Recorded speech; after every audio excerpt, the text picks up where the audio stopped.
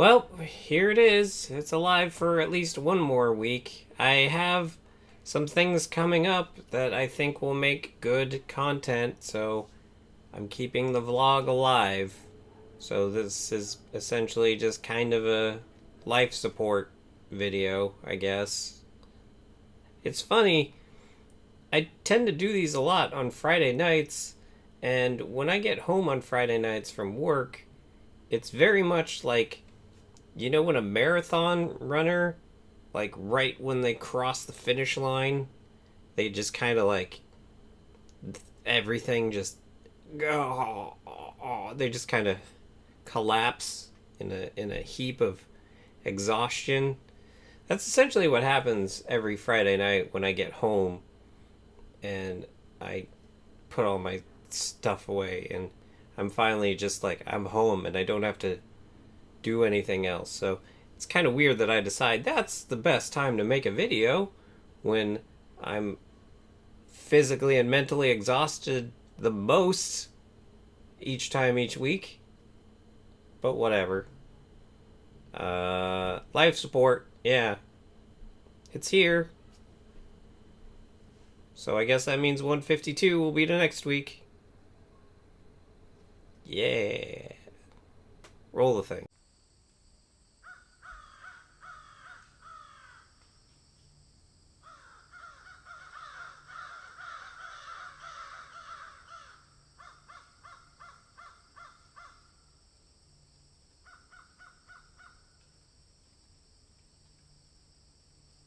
Hey guys, Sean here. So, this is something I don't know if I've ever talked about in these videos, but the apartment that I live in, I've been living in for, I believe, 9 years now.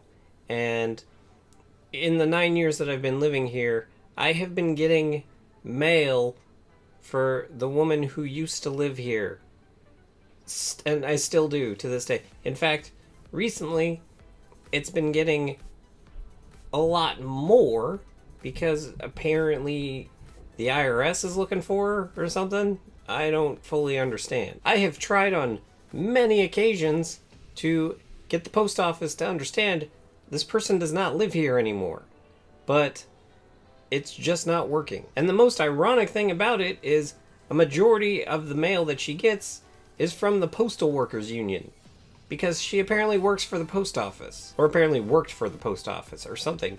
I'm not even 100% sure she's alive. But you would figure who would have an easier time putting in a change of address form than someone who works at the post office. But apparently, that's too much to ask. And also after 9 years, you'd think you'd notice by now that you haven't been getting this mail. This is why I think she's probably not alive anymore. Every now and then, I will also get mail for 2 other people, but it's not nearly as much as this other woman. And here's another interesting little story about that. So this was about 5 years ago. The team I was working on at my job, we ended up getting a new team member, and she ended up sitting right next to me. And she didn't really work out, would be, I guess, the polite way of saying it. And so after about 3 months, she ended up getting fired, mainly because she had a hard time coming back from breaks and stuff, and she was talked to about it, and she just didn't improve on that. And so shortly after she had been hired and fired, it was literally like a month, maybe 2 months at the most, that she worked there, I got a piece of mail for one of the other 2 people that I generally tend to get pieces of mail for. And when I looked at it, I was like, wait, this is the name of that girl that was working with me just now for like 2 months. And this is a name that I have been getting mail for in the past, but over the course of the last 2 months, I did not get the... This is confusing. Because over the course of that 2 months, I had completely forgotten that this is a name that I tend to see a lot. Not as much, of course, as the other woman, as I keep saying, but I did see this name a lot on mail.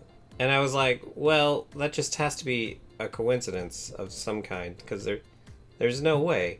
And so I went to howmanyofme.com. Now, if you don't know what howmanyofme.com is, it's a website that has essentially the census information from the year 2000. I don't know why they haven't updated, because they've done the census since then, and I believe they're doing it again here pretty soon. And basically what it does is you put in a name, a first and last name, and they will tell you how many people in the US have that first name, how many people in the US have that last name, and then they will tell you how many people in the US have those names together. So I went there, I put her name in, and the result, there's 3,294 people that have her first name. There is 102,388 people that have her last name, and there is one person that has her first and last name.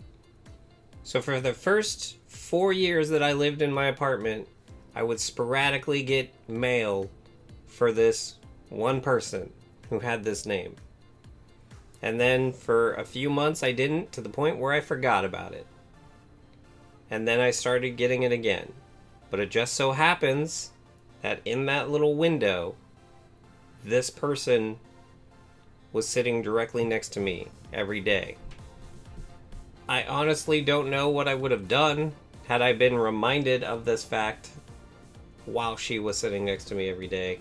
That would have made for a very interesting conversation. But yeah, that really freaked me out the first time that I got a piece of mail again with her name on it. Of course, after she was fired, it was kind of awkward at that point, so it's not like I could contact her in any way and be like, hey, this thing. But anyway, let me know in the comments down below, have you ever moved somewhere and you continued receiving mail for people that used to live there before? And how long did it take before it finally went away? Did it ever go away? Have you been dealing with this for 20 years? Let me know, just so I don't go crazy. And while you're down there, if you like this video, go ahead and hit the like button. And if you'd like to see more of the crazy crap that goes on around here, go ahead and hit the subscribe button. And if you'd like to help support the crazy crap that goes on around here, go ahead and hit my Patreon. Link is in the description. And with that, have a good however long it is until you watch my next video.